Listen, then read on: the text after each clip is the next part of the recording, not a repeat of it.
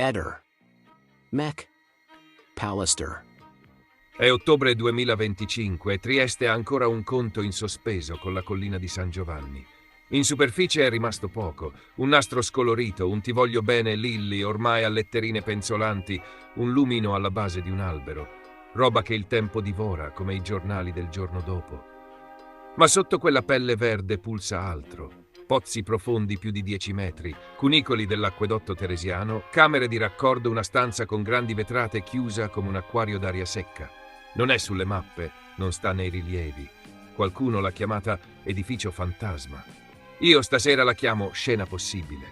Riavvolgo il nastro di 3 inverni.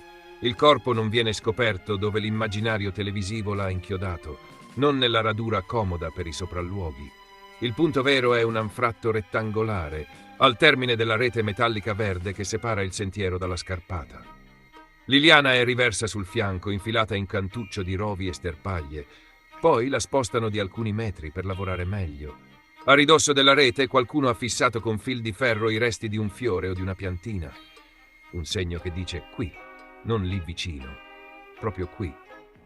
Adesso guardo l'ambiente come lo guarderebbe un naturalista, non un cronista. Tracce di cinghiali, sentieri scavati, suolo rivoltato.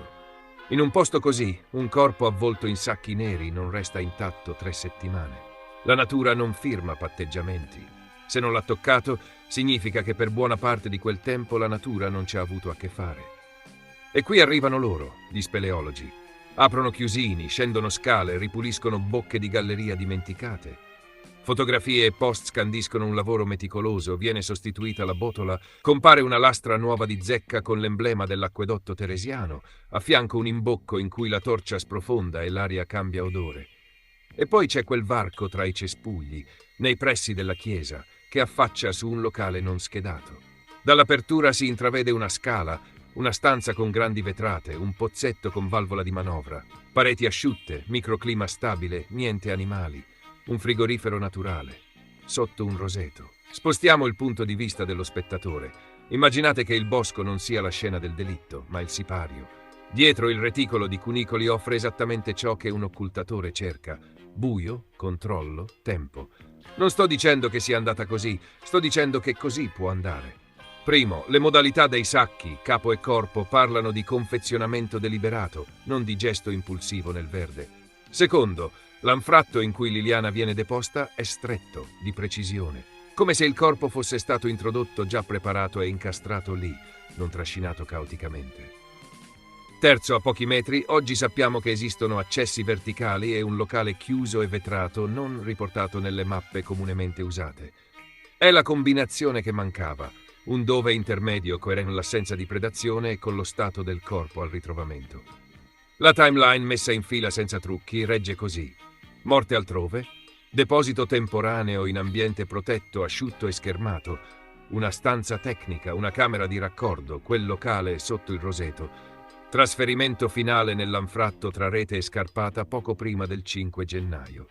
Quella piantina fissata col fil di ferro diventa allora un segnalibro per chi sapeva il punto esatto, non un memoriale qualunque. E il bosco smette di essere un luogo di permanenza e torna a essere un luogo di passaggio. A questo punto lo spettatore mi chiede: Eder, ma chi ci entra lì sotto? E quando? Risposta semplice e scomoda: chi ha chiavi, competenze o abitudini. Per anni alcune botole erano malmesse, altre dimenticate, altre ancora chiuse ma non impossibili.